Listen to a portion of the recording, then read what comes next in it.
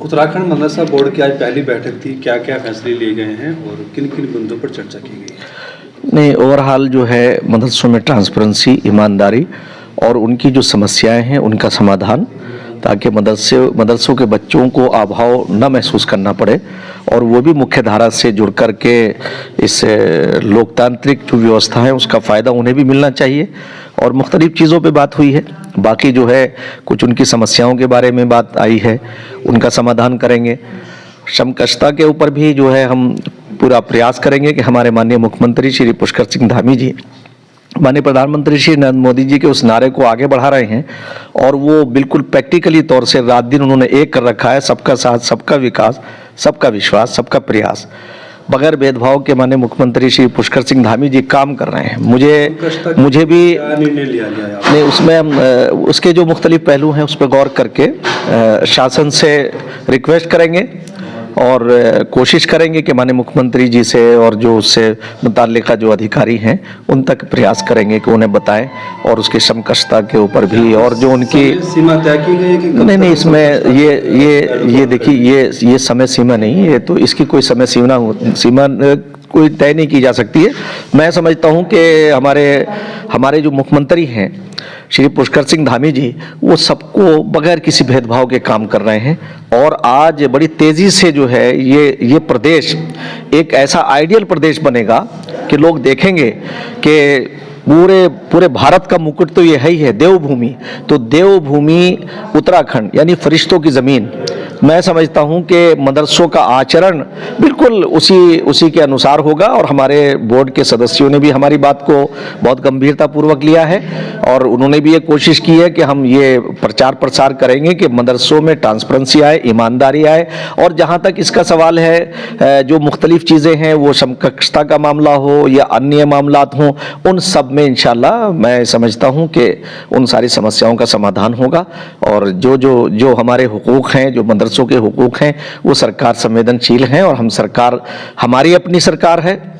सरकार में हम रिक्वेस्ट करेंगे तो हमारी समस्या का समाधान होगा। साहब, एक सवाल है, यही सरकार पिछले 2017 से है और 2017 से ही समकक्षता का प्रस्ताव विद्यालय शिक्षा परिषद रामनगर बोर्ड ने पास करके शासन को भेज दिया था। पिछले 7 सालों से यही सरकार है और 3 साल से यही मुख्यमंत्री है, इस समस्या का समाधान नहीं हो पाया। देखिए, एक बात आपको मैं बता दूं कि पहली बात तो ये है कि ये जो मुद्दा है अहम है, इसमें कोई दो राय नहीं है, मगर इसके अलावा और भी बहुत सारे मुद्दे अहम हैं। हमारे लिए सामने ये भी बहुत अहम है कि उन्हें मुख्य धारा से जोड़ें, उन्हें हम राष्ट्रवाद से जोड़ें। ये बहुत उससे पहले जब हमारे ये बच्चे और हमारे मदरसों का आचरण जब ऐसा सामने आएगा तो मैं समझता हूँ कि सारे मसाइल हमारे खुद ब खुद हल हो जाएंगे।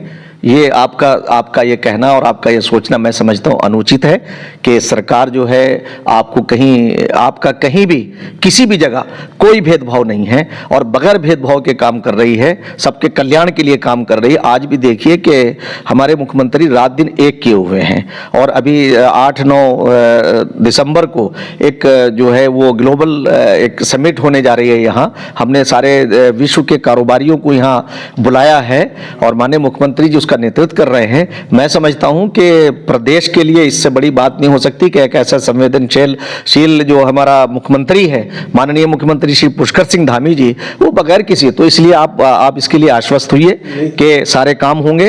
और ये जो सोचना है लोगों का, मैं समझता हूं कि जब तक हम अपने आप को ट्रांसपेरेंस नहीं बना लेते तो सरकार तो गार्जियन है हमारी और सरकार तो हमेशा जो है वो कल्याण का काम करती है। तो इसमें आपका ये कहना, दो सवाल हैं, उनको थोड़ा सा आपका मार्गदर्शन चाहेंगे। एक SPQM स्कीम है जिसके तहत शिक्षकों को वेतन मिलता है। आप कह रहे हैं मुख्य धारा से जोड़ेंगे हम मदरसों को, वहाँ पढ़ाने वाले जो शिक्षक हैं उनको वेतन ही नहीं मिलेगा तो मुख्य धारा से कैसे जुड़ पाएंगे? देखिए, 2021 और 20 में मैं उसमें रह चुका हूँ प्रोजेक्ट अप्रूवल बोर्ड में। 174 करोड़ रुपए सरकार ने रिलीज किए थे और लगभग 3.5 करोड़ के करीब यहाँ उत्तराखंड में आए थे।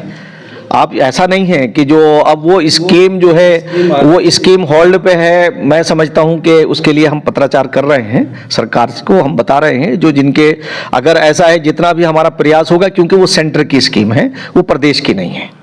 प्रदेश की हिस्सेदारी जो है उसमें जितनी है। आप चेयरमैन हैं बोर्ड के और वो सारे मदरसे आपके आपसे जुड़े हुए हैं, उनके शिक्षक भी आपसे जुड़े हुए हैं। बिल्कुल, तो एज ए चेयरमैन जिन 6 साल से जिन टीचरों को तनख्वाह नहीं मिली है, क्या उनके लिए कुछ आप पत्राचार करेंगे भारत सरकार से? नहीं, हम निरंतर पत्राचार कर रहे हैं। और दूसरे बताएं, हमने 174 करोड़ रुपए, जिसमें 3.5 करोड़ रुपए यहाँ आए, वो हमारे प्रयासों से आए हैं।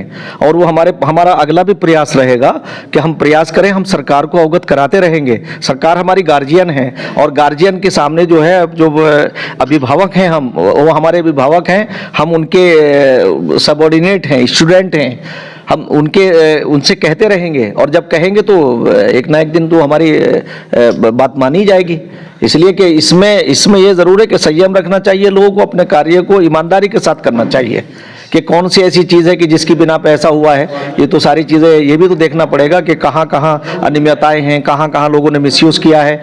बहुत सारे ऐसी शिकायतें जो है वो सेंटर को भी मिली हैं, और प्रदेश में भी मिली हैं कि बाद लोगों ने जो है उसका मिसयूज़ किया। इसलिए कि जब स्कीम वो माननीय अटल बिहारी वाजपेयी जी ने शुरू की थी, इसमें कोई संदेह नहीं है कि ये सरकार सबका साथ, सबका विकास, सबके विश्वास पे काम कर रही है। और हमारे प्रधानमंत्री इस तरह से, जिन्होंने पूरे विश्व के पटल पे, पूरे विश्व के लोगों को बुला के कहा कि अगर दुनिया के अंदर इंसाफ हो सकता है तो सबको साथ लेके चल के ही हो सकता है।